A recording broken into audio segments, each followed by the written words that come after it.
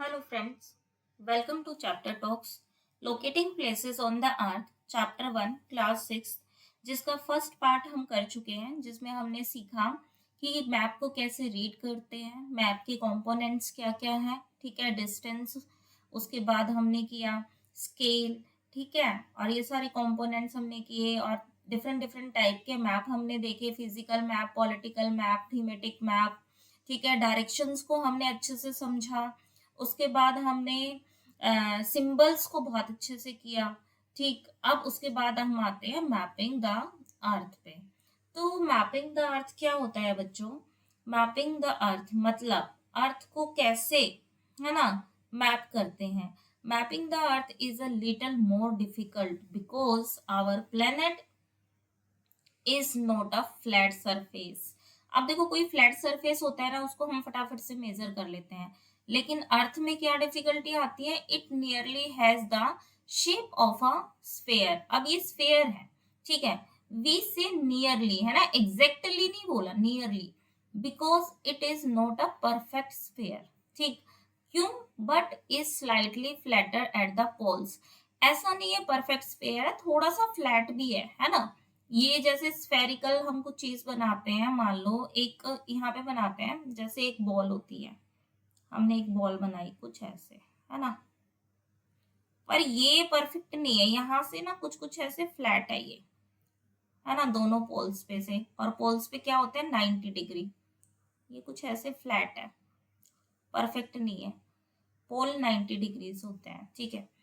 However in practice we will consider it to be spherical, ठीक है, representing a sphere accurately on a flat sheet of a paper is not possible। ठीक है, अब flat sheet पे अगर हम पूरे अर्थ के मैप को दिखाते हैं तो वो थोड़ा सा डिफिकल्ट होता है और वो इतनी एक्यूरेसी भी नहीं दिखाता। To understand why peel and orange in such a way that you have just 3 or 4 large pieces of the skin.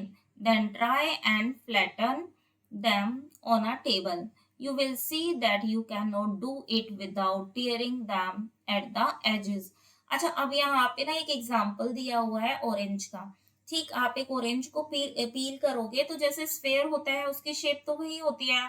आप उसको जब पील करोगे, ठीक है, तो उसको परफेक्टली पील आप नहीं कर पाओगे जब तक उसकी जो एजेस हैं, है ना, जैसे ये एजेस हो गई पोल्स वाले एरिया, तो इनको आपको क्या करना पड़ेगा? इनको टीयर करना पड़ेगा, तभी आप उनको अलग अलग कर पाओगे, यही इसमें बता रहे हैं। उसके बाद now consider a globe which is a sphere on which a map is drawn.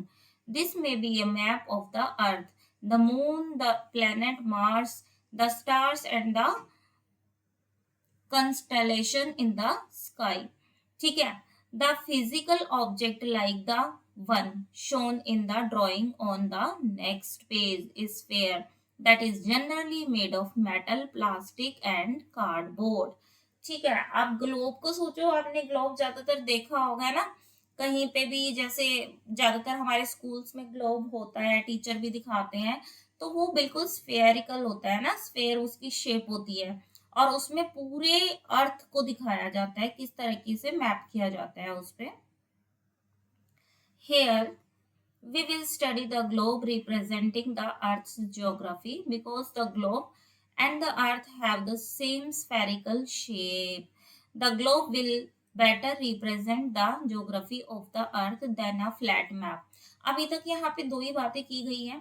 ठीक, हमने फ्लैट वाला मैप देखा था ना, जिसमें हमने स्केल लिए थे किस तरीके से, है ना, डिस्टेंस देखा था हमने, वहां पे डिस्टेंस देखा था, फिर स्केल देखा था, ठीक, उसके बाद डायरेक्शन देखी थी।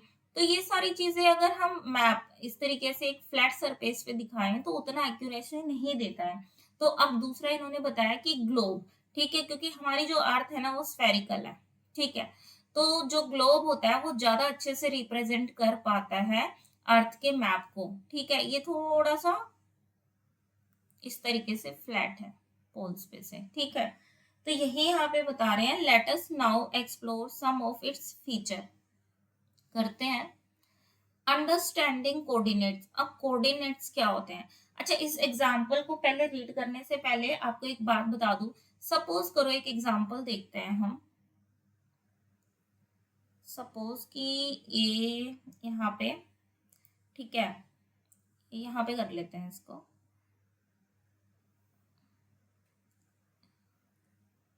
ये पेपर है। अब इस पेपर पे मैं कहीं भी कोई डॉट लगाती हूँ, मैंने ये मार्क किया और मैं पूछूं इसकी लोकेशन बताओ, तो क्या आप बता सकते हो? नहीं बता सकते। अब मैंने क्या किया, अब यहाँ से एक लाइन खींच दी, ठीक है, ये वाली लाइन, ठीक, और यहाँ से ये लाइन खींच दी। इसको हम ऐसे कर लेते हैं। तो अब आप बता सकते हो, है ना? अब तो, और इनको नाम दे दिया, इसको ए, इसको बी, ठीक है, और इसको 6 नंबर सपोज करो। तो अब हम बता सकते हैं कि इस प्लेस पे, इस पेपर पे, इस पॉइंट की लोकेशन क्या है? 6 नंबर पे है, ठीक है, ए बी, ठीक है, लाइंस पे है ये और 6 नंबर पे है। ठीक ऐसे ही, ठीक, कोऑर्डिनेट क्या होते हैं? कोऑर्डिनेट भी लैटिट्यूड और लॉन्जिट्यूड का एक पॉइंट, जब जहां पे ये दोनों इंटरसेक्ट करते हैं, मिलते हैं, तो उसको ही कोऑर्डिनेट कहा जाता है। कैसे? अभी इसको समझेंगे। Imagine a big market in a city or a town with neat row of shops, all the same size. You want to meet a friend at a stationery shop inside the market, but your friend does not know where the shop is. So you would give direction like meet me 6 p.m. at 7th shop in the fifth row from the entrance. This will allow your friend to precisely determine your location. अब इस example को हम समझते हैं। अभी हमको क्या बोला इन्होंने कि एक मार्केट है जहां पे सारी जो शॉप है ना, वो सेम साइज की हैं। तो क्या बोला उन्होंने कि 7th शॉप है 5th रो में। सपोज करो कि ये यहाँ पे 1 रो, 2, 3, 4, 5, 6, ठीक है, इस तरीके से कितनी यहाँ पे बताया गया है? इन्होंने बताया गया है कि 7th शॉप है 5th रो में। तो यहाँ से आप देखो, ये फर्स्ट हो गई, 2, सेकंड, ठीक, थर्ड, फोर्थ, फिफ्थ, ये 5th रो में है। और ये यहाँ पे सपोज करो शॉप बना देते हैं, तो 1, 2, 3, 4, 5, 6, 7, तो ये यहाँ पे हो गई 7th शॉप, ठीक। तो इस तरीके से हमें कोई बता रहा है, हम एंटर करेंगे तो इस तरीके से ये 7th रो मिल जाएगी, हमें 5th रो मिल जाएगी, जिसमें 7th शॉप पे हम जा सकते हैं इजीली। तो इस तरीके से हमें डायरेक्शन इजीली बता देता है मैप। अब यहाँ पे देखो, now consider a chess board to record moves by advanced player. Letters are placed alongside the main piece from A to H. See the image. अच्छा, आप देखो यहाँ पे, इसको चेस बोर्ड को देखो, यहाँ पे A B C D E F G H है ना, इस तरीके से सेम यहाँ पे भी A B C D, same जैसे ऊपर है H तक दिया हुआ है। फिर ये बोल रहा है, अब यहाँ पे क्या दिया हुआ है? 1 से लेके 8 तक, ये रहा 1 2 3 4 5 6 7 8, ठीक। ऐसे ही यहाँ पे इस साइड भी दिया हुआ है सिमिलरली। अब क्या है? and numbers from 1 to 8 in between the two sides. This simple system allow players to mark each square and record every move. ठीक है, अब हम इसको ना सारे मूव्स को रिकॉर्ड कर सकते हैं। कैसे रिकॉर्ड कर सकते हैं? ये जो नंबरिंग यहाँ पे दे दी गई है ना, इसकी हेल्प से। सपोज एग्जांपल दिया हुआ है, the white side has just opened, ठीक है, वाइट साइड है, यहाँ से यहाँ पे ये रखा हुआ था पॉन, और यहाँ इसने ओपनिंग की, है ना, ओपनिंग की, तो क्या हुआ? The game by moving the queen pawn to scare forward, a very common opening, ठीक है। so the pawn is said have moved from d to d4। अब यहाँ पे क्लियरली पता चल रहा है, अगर ये यहाँ पे क्या था, ये d2 पोजीशन थी, आप देखो ये d है यहाँ पे और ये 2, तो d2 से कहाँ पहुंच गया? d तो ये ही रह गया और ये रहा 4th पे पहुंच गया, तो d2 d4 पोजीशन। तो इस तरीके से हम इसको मैप कर पा रहे हैं ना, पोजीशन दे पा रहे हैं। तो ये यहाँ पे एग्जाम्पल क्यों दिया? इसी तरीके से हम क्या करते हैं, अर्थ पे भी मैपिंग करते हैं। तो इसको समझेंगे आप कैसे। The system used in these two examples may be called a system of coordinate. Thanks to their two coordinates, the stationary shop as well as chess square on the class chessboard can be precisely determined. A similar system of coordinates is used in the world of map to determine the location of any place of a map. Let us see how this system works. ठीक है, अभी हमने देखा ना किस तरीके से chess board पे इस तरीके से रो एंड कॉलम बने हुए थे और किस तरीके से फिर हम क्या कर पा रहे थे, इजीली हम लोकेट कर पा रहे थे किस तरीके से किस स्क्वायर की क्या पोजीशन है। ठीक ठीक इसी तरीके से अर्थ को भी मैप कर सकते हैं, लेकिन वहां पे क्या दो चीजें होती हैं, लैटिट्यूड एंड लॉन्जिट्यूड, इन दोनों को समझेंगे और अर्थ की मैपिंग को समझेंगे। सो latitude, let us return to the globe. It is easy to identify the north pole and the south pole in it. Rotate the globe. अब देखो यहाँ पे अगर इमेज बना लेते हैं हम, ये हमारी अर्थ है, स्फेरिकल है, ठीक है। अब ये थोड़ी सी यहाँ पोल्स पे, ये यहाँ पे आप देखो तो ये पोल्स है और ये 90 डिग्री होता है, ठीक है। यहाँ पे भी 90 डिग्री होता है, पोल्स पे 90 डिग्री होता है, ठीक है। अब इसको रोटेट करते हैं। While it rotates the fix point at the top and the bottom are the two poles, ठीक है। फिक्स ही रहेगा, आप कितना ही रोटेट करते रहो, पोल्स पे 90 डिग्री रहेगा।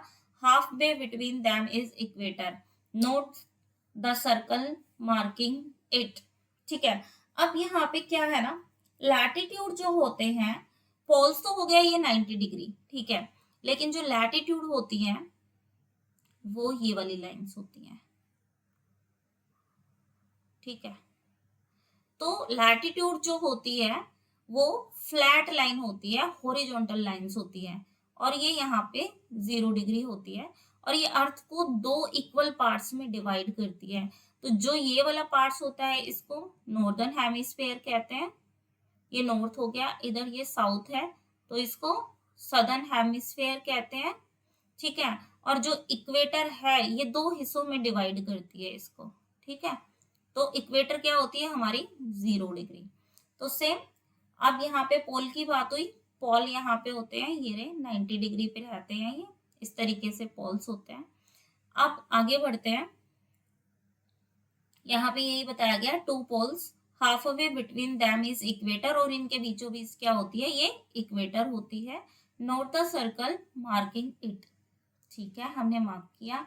Imagine that you stand on the equator, अब यहाँ पे ये इक्वेटर है ना, आप यहाँ पे खड़े हो, and travel towards one of the poles, your distance from the equator increases latitude, measures this distance from the equator.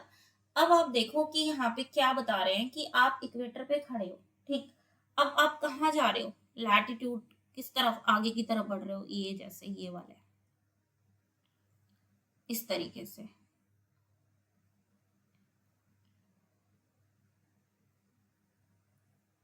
ठीक है। आप ये समझ पा रहे हो, इस तरीके से ये लैटिट्यूड होता है। तो मेजर दिस डिस्टेंस, अब इस डिस्टेंस को कैसे मेजर करेंगे, ये डिस्टेंस है, ठीक है, इसको डिस्टेंस को मेजर कीजिए from the equator at any point of this travel you can draw an imaginary line that runs east to west। अब ये जो लाइंस हैं ये कहाँ, ईस्ट टू वेस्ट, इधर ये क्या हो गया, वेस्ट, ठीक है। तो ये ऐसे जा रही है ना, ये रही, तो ये ईस्ट टू वेस्ट होती है, ईस्ट टू वेस्ट होती है ये लाइंस, ठीक है। ध्यान रखना जो लैटिट्यूड लाइंस होती है, इंपोर्टेंट पॉइंट है, वो ईस्ट टू वेस्ट होती है, पैरेलल टू द इक्वेटर, ठीक है। अब ये लाइनें हमने खींची, पैरेलल होती है इक्वेटर के। Such a line is called a parallel of latitude, ठीक, और इसको क्या कहते हैं, पैरेलल ऑफ लैटिट्यूड भी कहते हैं। And it draws a circle around the earth, ठीक है। अभी सर्कल की तरह हमने देखा, इसको ड्रॉ करते हैं again. It is easy to note on the globe that the largest circle is the equator, और सबसे बड़ा सर्कल कौन सा बनता है, equator. while the circle marked by the parallels of latitude grow smaller as we move northward और the southward. अच्छा, अब ये सर्कल स्मॉल क्यों होते जाते हैं, एक बार ये समझ लेते हैं। एक बार जब हमने पिक्चर ड्रॉ की थी, आप देखो, अब ये अगर हम सर्कल ड्रॉ कर रहे हैं, ये देखो, क्योंकि इस तरीके से स्मॉल होते जाएंगे ना, और जब पोल्स पे पहुंचेंगे तो बिल्कुल देखो आप, बिल्कुल स्मॉल होते जाएंगे यहाँ पे, तो ये डिक्रीज होते चले जाते हैं इस तरीके से। Latitudes are expressed in degree, तो इम्पोर्टेंट है, इनको डिग्री में एक्सप्रेस किया जाता है। By convention the equator is latitude 0 degree, ठीक है, while the latitudes of the two poles are 90 degree north and 90 degree south respectively. This is noted 90 degree north and 90 degree S, ये abbreviation होती है। जैसे हमने देखा था ना, नॉर्थ के लिए एन लिख सकते हैं, डायरेक्शन किया था तब, साउथ के लिए एस लिख सकते हैं, तो सेम वे में हम डायरेक्शन के लिए एन एंड एस लिख सकते हैं नॉर्थ एंड साउथ के लिए। There is a connection between latitude and climate, अब यहाँ पे बता रहे हैं कि कनेक्शन है लैटिट्यूड और क्लाइमेट का। क्या है? Around the equator the climate is generally hot, it is also called torrid zone. बहुत इंपॉर्टेंट है, एग्जाम में आ सकता है, टॉरिड जोन किसको कहते हैं, ठीक है।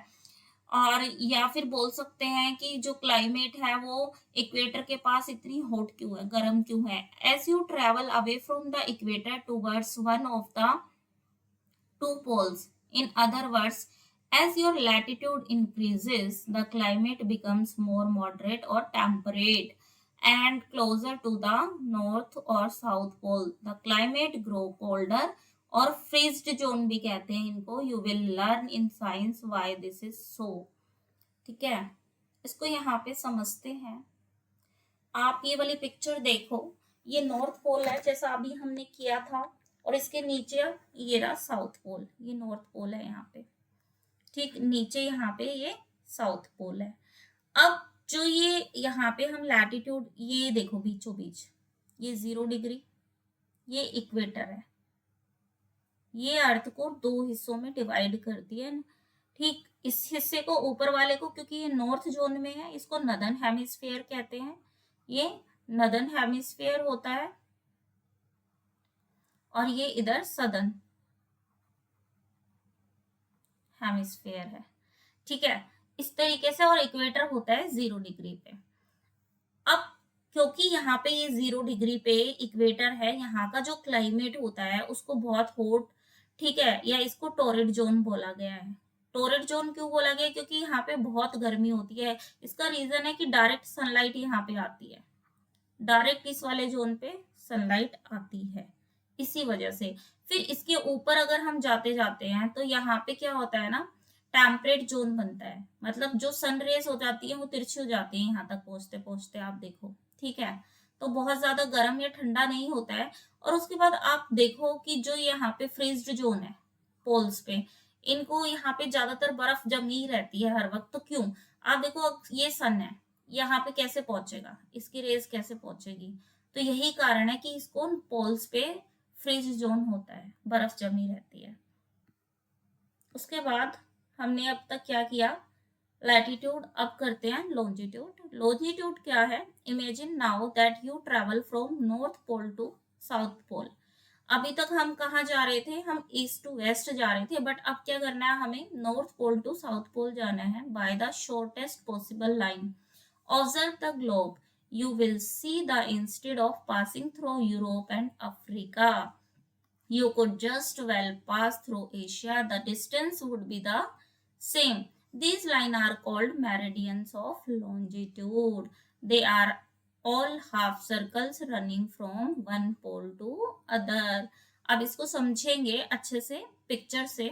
You will also learn in science that the earth spins on its axis. To put it simply, let's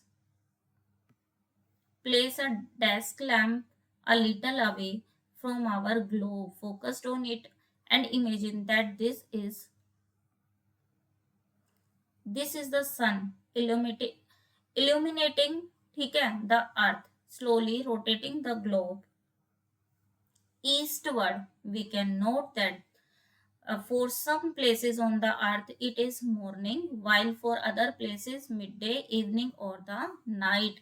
When it's breakfast time in one country, and it's lunch time in the another, and in third country people are fast asleep. That is why measuring the longitude of a place, we will also be measuring the time at that place. Let us see how. ठीक है, अब ये देखो जैसे हमने किया था ना, ये अर्थ है, ये पोल्स है, ठीक है, 90 डिग्री पोल्स होते हैं। तो जो लॉन्जिट्यूड होते हैं ना, वो ये नॉर्थ पोल एंड ये साउथ पोल, वो इस तरीके से होते हैं, ये वर्टिकल्स लाइन होती है, ठीक, और ये इस तरीके से चलती है, इस तरीके से, ठीक है। सिमिलरली हमने क्या किया था, लैटिट्यूड किया था, कंफ्यूज नहीं होना है। लैटिट्यूड जो लाइंस थी वो इस तरीके से, यहाँ बीच में क्या था, इक्वेटर था, ये 0 डिग्री था, फिर उसके बाद ये वाली लैटिट्यूड इस तरीके से, ठीक है, ये वाली लाइंस। तो अब यहाँ पे हमें क्या दिखाई दे रहा है, जो बीच की है, ये बिल्कुल बीचों बीच 90 डिग्री पोल्स पे, यहाँ पे जो अर्थ को बीच से बिल्कुल करती है कट, इसको दो हिस्सों में, ये इधर का हो गया और ये इधर का हो गया। तो इधर ये क्या है, ईस्ट, और ये हो गया वेस्ट। तो ये ईस्टर्न हेमिस्फेयर हो गया, ये वेस्टर्न हेमिस्फेयर हो गया। इसे दो गोले की तरह दो हिस्सों में बांट देती है। एंड जो बीच का होता है, जैसे 0 डिग्री इक्वेटर होता है ना, तो यहाँ पे ये जो 0 डिग्री मेरिडियन होता है, ठीक है, तो इसको 0 डिग्री मेरिडियन बोलते हैं। और इसको क्या बोलते हैं, to measure longitude we need to define a reference point, है ना, ये एक रेफरेंस पॉइंट है, इसको हम प्राइम मेरिडियन भी बोलते हैं, ठीक। तो आप समझ में आ गया, प्राइम मेरिडियन कौन सी है, जो बिल्कुल बीचों बीच से जाती है और दो हिस्सों में, दो उसमें हिस्सों में उसको डिवाइड करती है अर्थ को। It is also called Greenwich meridian, ठीक है।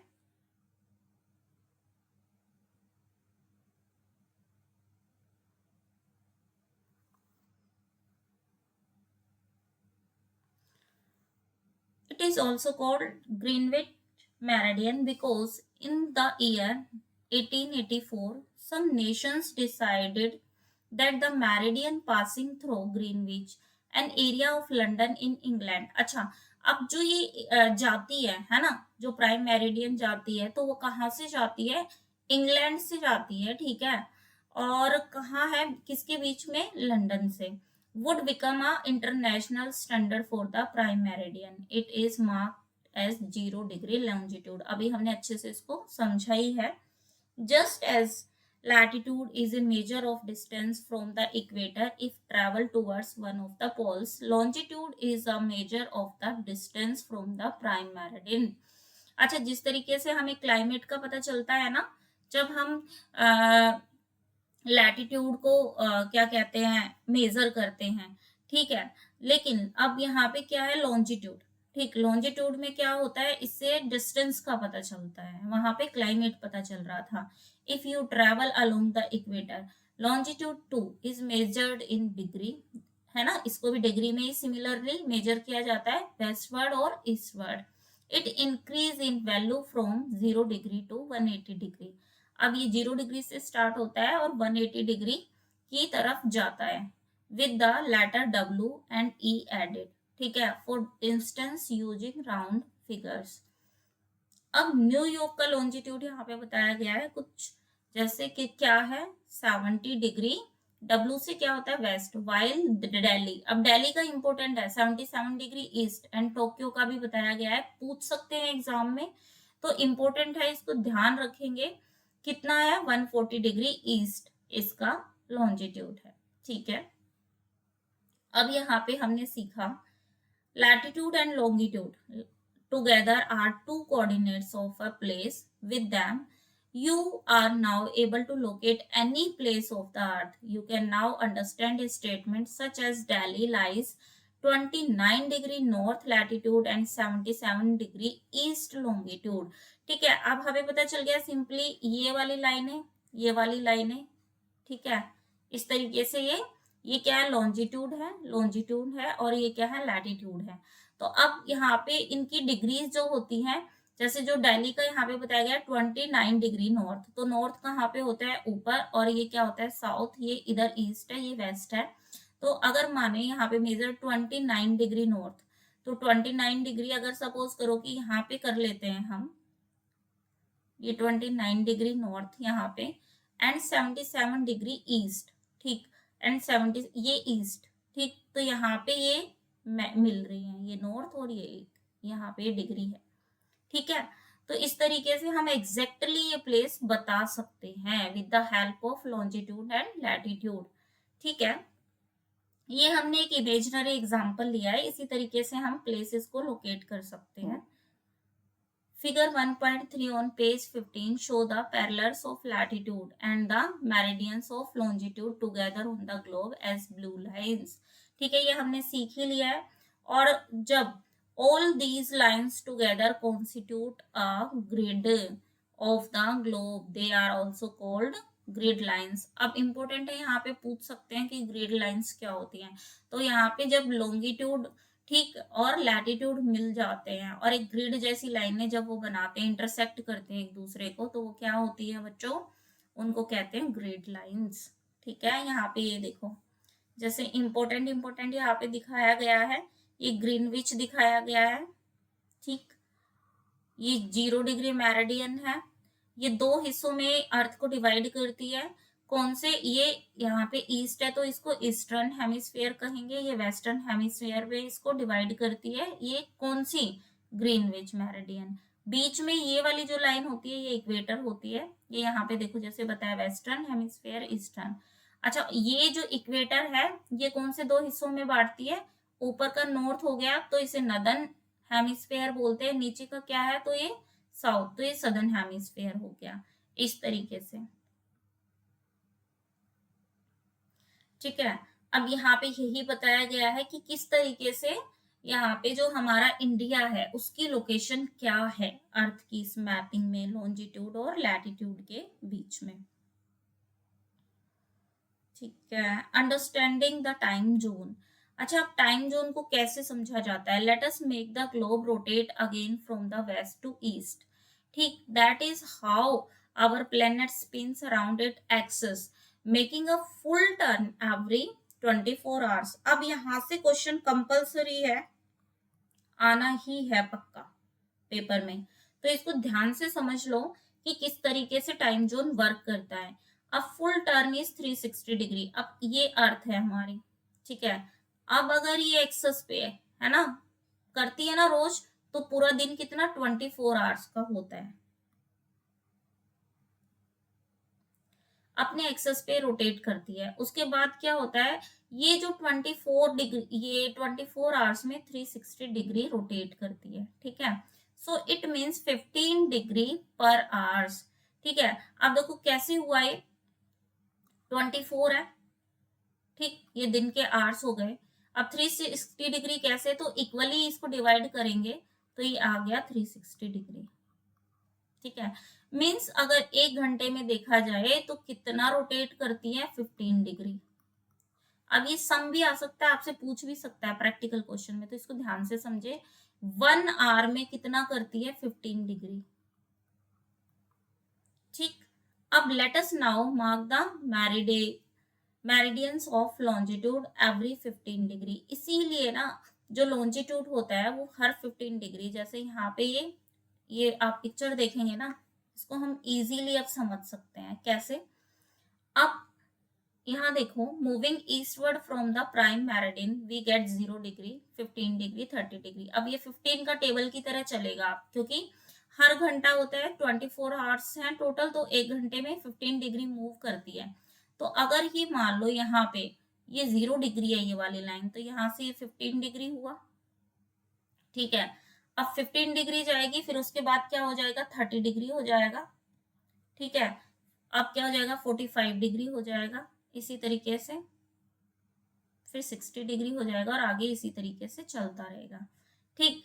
तो अब ये हमने सीखा, और ये 180 डिग्री ईस्ट तक जाएगा, तो लास्ट का जो होगा वो कितना होगा, 180 डिग्री, और इधर भी कितना होगा, 180 डिग्री। लेकिन यहाँ का जो होता है ना, ये माइनस में चला जाता है ना, ये आगे वाला टाइम होता है, ये पीछे वाला टाइम होता है, क्योंकि एक तरफ दिन रहता है, एक तरफ रात रहती है। ठीक है, तो अब कैसे, it is the same as adding 1 hour of local time with each meridian if is 12 और नून एट ग्रीनविच। ये ग्रीनविच है, बीचों बीच की लाइन आप देखो।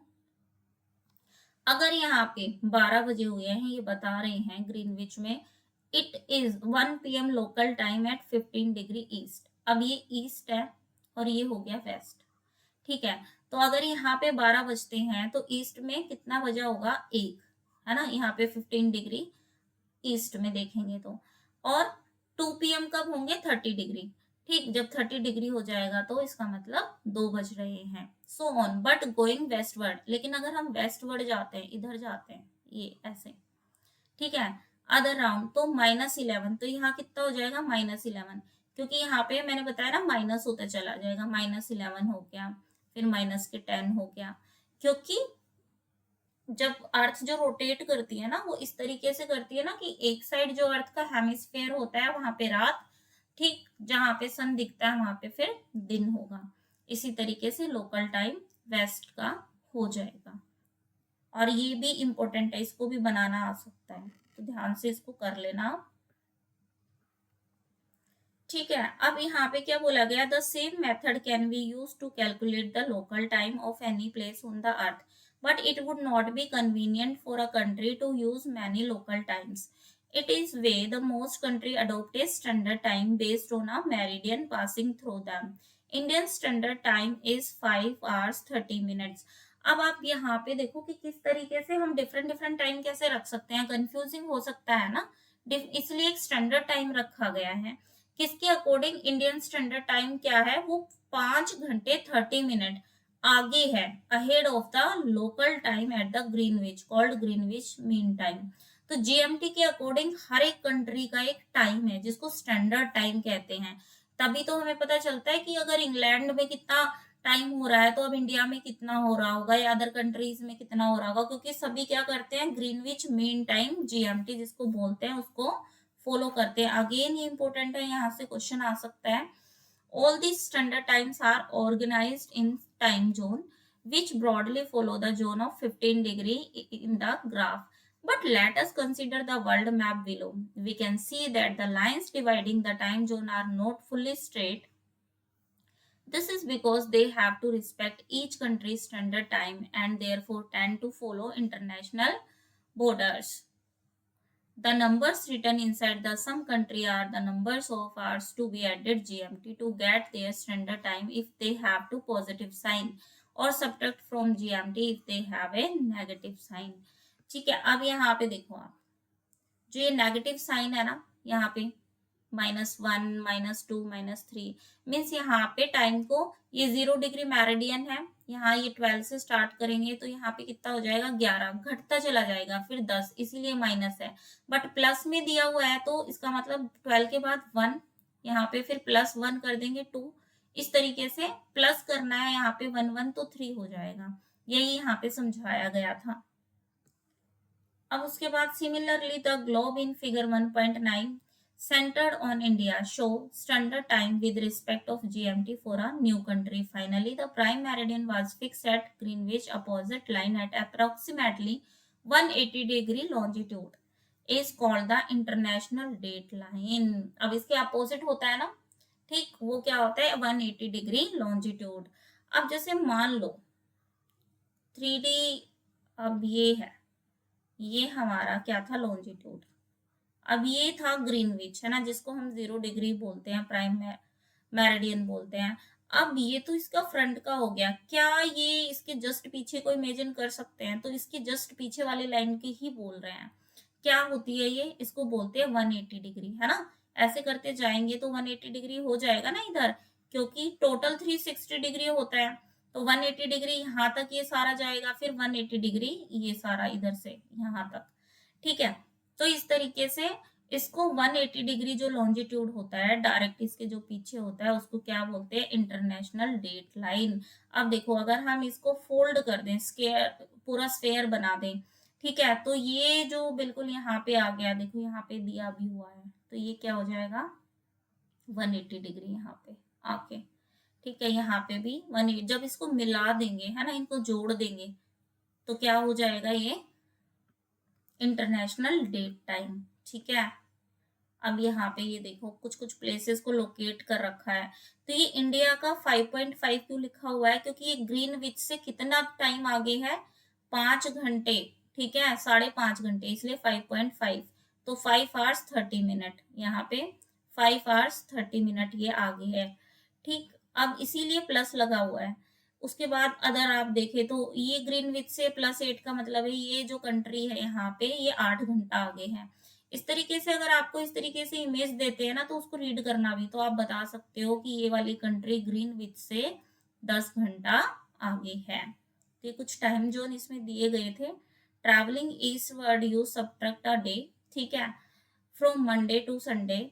इसी तरीके से उल्टा होता जाएगा, if you cross it travelling westward you add a day from Sunday to Monday.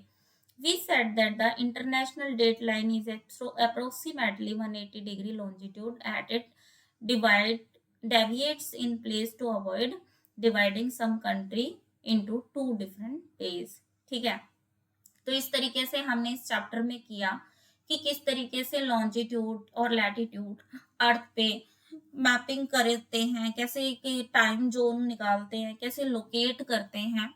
तो अभी के लिए इतना ही, हमारा चैप्टर खत्म होता है। मिलते हैं नेक्स्ट वीडियो में, तब तक के लिए थैंक यू और सब्सक्राइब कीजिए प्लीज। Thank you.